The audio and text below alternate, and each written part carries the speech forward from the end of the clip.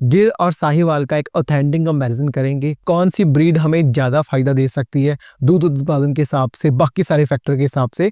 तो इसी को डिस्कस करते हैं, तो बने रहिए मेरे साथ इस वीडियो में। आज हम बात करने वाले हैं साहिवाल और गिर के बारे में, राइट। ये दोनों ही हमारे देश की शान है, इंडियन देसी कैटल में ये आती हैं दोनों ही, और दोनों के ही अपनी अपनी इंपॉर्टेंस है।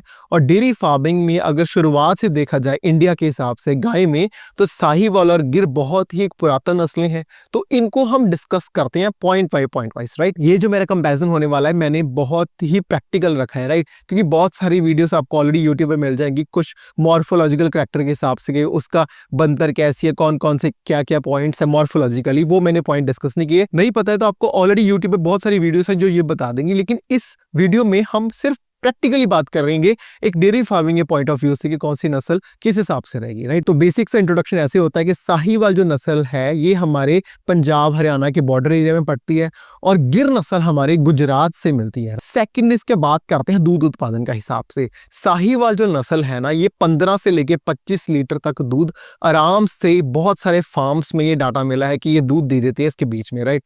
इससे ऊपर भी मिलते हैं, जो सेक्सेट सीमन आ गए हैं साहिवाल के, जो बहुत सारी कंपनी बना रही है, वो तो दूध उत्पादन इससे भी ज्यादा कर रही है। लेकिन नॉर्मल जो हमारी इंडियन देसी साहिवाल है वो इतना दूध का उत्पादन देती है। वहीं गिर जो नस्ल है वो 10 से लेके 16-17 लीटर तक दूध का उत्पादन करती है। मतलब कि दूध उत्पादन की अगर बात प्रैक्टिकली करें तो साहिवाल आगे है गिर से। दूध के साथ ही हमारा एक इंपॉर्टेंट एस्पेक्ट आता है फैट कंटेंट का, राइट। साहिवाल की अगर फैट कंटेंट की बात करें तो ये 4.5 से लेके 6 इनफैक्ट 7 तक चली जाती है। ये भैंसों को भी कंपटीशन दे देती है फैट कंटेंट के हिसाब से। वहीं गिर नस्ल की अगर बात की जाए तो इसका फैट कंटेंट एवरेज 5.5 to 6 तक रहता है। तो फैट कंटेंट के हिसाब से भी साहिवाल नस्ल बेटर है एज कम्पेयर गिर के हिसाब से। साहिवाल जो नस्ल है ना, ये साइज में ना छोटी है गिर के मुकाबले, तो इसका ड्राई मैटर इनटेक जो चारा खाएगी वो कम खाएगी एज कम्पेयर टू गिर के, क्योंकि गिर का वजन भी ज्यादा है। वजन ज्यादा है तो बॉडी मेंटेनेंस के लिए राशन भी इसको ज्यादा लगेगा। तो ड्राई मैटर इनटेक अगर बात किया जाए तो साहिवाल में कम है, गिर में ज्यादा है। और साथ में ही साहिवाल जो छोटे साइज की है वो दूध उत्पादन ज्यादा देती है, वहीं जो गिर है बड़े साइज की है, मैजेस्टिक साइज की है, लेकिन दूध कम देती है। नेक्स्ट इंपॉर्टेंट पॉइंट है इम्यून सिस्टम की, पशु की कितनी क्षमता है बीमारियों से लड़ने के लिए। तो इस केस में गिर आगे है, क्योंकि गिर में इम्यूनिटी बहुत ज्यादा पाई गई है बीमारियों से लड़ने के लिए। बहुत सारी कम बीमारियां देखी गई हैं एज कंपेयर टू साहिवाल के हिसाब से। तो इम्यूनिटी वाइज गिर आगे है साहिवाल से। गिर एक ऐसी नस्ल है देसी गाय की जो पहली बार एक्सपोर्ट की गई थी फॉरेन कंट्रीज में। इनफैक्ट ब्राजील ने तो गिर नस्ल को यूज कर करके, ब्रीडिंग कर करके इसके इतने एम्ब्रियो ट्रांसफर किए हुए हैं ना, कि अगर गिर का कंपैरिजन कर ले दूध उत्पादन इंडिया में तो बाहर अब्रॉड में तो बहुत सारा डिफरेंस है। आई थिंक मैंने इस पे ऑलरेडी वीडियो अपलोड की हुई है कि गिर का ब्राजील में जाके दूध उत्पादन कितना हो गया, तो वो आप चेकआउट कर सकते हो। लेकिन अगर मैं बात करूं स्टडी की बेसिस के हिसाब से, सर्च बेसिस के हिसाब से, या दूध उत्पादन के हिसाब से, या एम्ब्रियो ट्रांसफर के हिसाब से, तो गिर का नस्ल पे काफी रिसर्च हुई है। इनफैक्ट ब्राजील में तो यूज हुई थी, ये नई ब्रीड बन के फिर अमेरिका में भी इसका कुछ क्रॉस हुआ था, जिसका दूध उत्पादन का अमेरिका में रिकॉर्ड कायम है गाय के केसेस में, राइट। नेक्स्ट कंपैरिजन करते हैं स्किन कोट के हिसाब से। तो जो हमारी साहिवाल है ना, इसका जो स्किन है काफी थिक है, चमड़ी काफी मोटी होती है, तो गर्मियों के मौसम में, सर्दियों के मौसम में ये बड़ी अडेप्टेबल है, इसको काफी दिक्कतें नहीं आती। लेकिन गिर की जो स्किन कोट है थोड़ी पतली होती है। तो ये मोस्टली क्या होता है कि गुजरात जो एरिया है जहां की ये नस्ल है, वहां तो ये बड़ा अच्छा परफॉर्म करती है। इनफैक्ट दूध उत्पादन सबसे ज्यादा मिलता है गुजरात के एरिया में। लेकिन अगर वही हम नॉर्थ इंडिया में इसको लेके आ जाए, कहीं और लेके जाए, तो ये दूध उत्पादन में गिरावट दिखाती है। लेकिन साहिवाल बहुत ही एक अडेप्टेबल ब्रीड है, चाहे वो नॉर्थ इंडिया हो या चाहे वो साउथ हो, चाहे वो वेस्ट हो, सभी में दूध उत्पादन ये आराम से कर लेती है। बस यही है, दोनों में थोड़ा अडेप्टेशन टाइम लगता है, लेकिन दूध उत्पादन जो देखा जाए ओवरऑल तो वो साहिवाल का ही आगे रहेगा।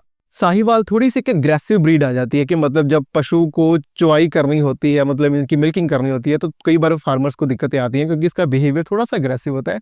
वेयर एज गिर थोड़ा लगती है कि मैजेस्टिक है, थोड़ी गुस्से वाली होगी, अग्रेसिव होगी, लेकिन वो बहुत ही फार्मर फ्रेंडली है, तो ऐसी दिक्कतें गिर के केस में नहीं आती। जो गिर में एक सबसे ज्यादा प्रैक्टिकली मेरे फील्ड में देखा गया है जो दिक्कत आती है, वो ये आती है कि जैसे इसके सींग होते हैं, हॉर्न्स होते हैं, उसके साथ ही इसका कान अटैच हुआ होता है, जिसकी वजह से कान में और सींग में जो इंजरीज वगैरह बहुत होती बनती रहती हैं और ये कई बार काफी फेटल भी हो जाती हैं। तो ये काफी समस्या देखी गई है गिर के केसेस में। लेकिन अभी काफी क्रॉस ब्रेड नस्लें भी आ रही हैं जिसमें मैंने देखा गया है कि जो सिंग है, हॉर्न का और कान का जो डिस्टेंस है थोड़ा बढ़ता जा रहा है, जिसकी वजह से इंजरीज कम आ रही हैं क्योंकि क्रॉस ब्रेड तैयार हो ही रहे हैं टाइम टू टाइम के हिसाब से। दोनों ही देसी ब्रीड है। अगर मैं A2 के हिसाब से भी बताऊं, वैसे मैं A2 और A1 का कंसेप्ट इसमें लेके नहीं आना चाहता क्योंकि मैंने बहुत बार बताया हुआ है कि A1 और A2 के हिसाब से दूध का मतलब आप डिफरेंसेस करो, वो बहुत एक माइन्यूट डिफरेंस है।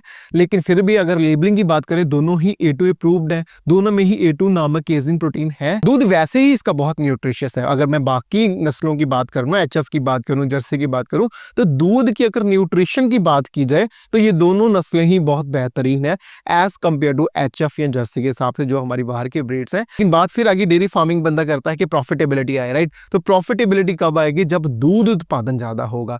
तो ये साहीवाल है, गिर है, ये आप शौक की वजह से रख सकते हो या आप पर्टिकुलरली ब्रीडिंग पे काम कर रहे हो फिर रख सकते हो। लेकिन अगर आपने एक प्रॉफिटेबल बिजनेस चलाना है डेयरी फार्मिंग का, तो साथ में आपको HF और जर्सी रखनी पड़ेगी। ये वैसे ही मैंने एक ओवरऑल कंपैरिजन बताया है क्योंकि पहले के टाइम में क्या था, साहीवाल अगर गिर की फार्मिंग इतनी ज्यादा क्यों थी? क्योंकि ये विदेशी नस्लें हमारे इंडिया में, हमारे भारत में आई नहीं थी, तो हमें इन पे ही डिपेंडेंट रहना पड़ता था। लेकिन आज हमें ये सुविधा है सीमन के हिसाब से, एम्ब्रियो के हिसाब से, कि हमें बाहर से सेक्सेड सीमन मिल जाते हैं, हमें बाहर की नस्लें इंडिया में आ जाती हैं, अडेप्टेबल कर जाती हैं। तो दूध उत्पादन लेने के लिए कोई हर्ज नहीं है कि हम वो नस्लें यूज कर सकते हैं। लेकिन एक शौक के पॉइंट ऑफ व्यू से अगर हम पर्टिकुलरली दूध की क्वालिटी पे काम करना है कि हमें सिर्फ न्यूट्रिशियस दूध पे काम करना है, पर्टिकुलरली A2 मिल्क पे काम करना है, देन हम इन नस्लों को, गिर और साहीवाल को जरूर कंसीडर कर सकते हैं, राइट? तो इसी के साथ मैं मिलूंगा आप अपनी नेक्स्ट वीडियो में। टिल देन, नमस्कार।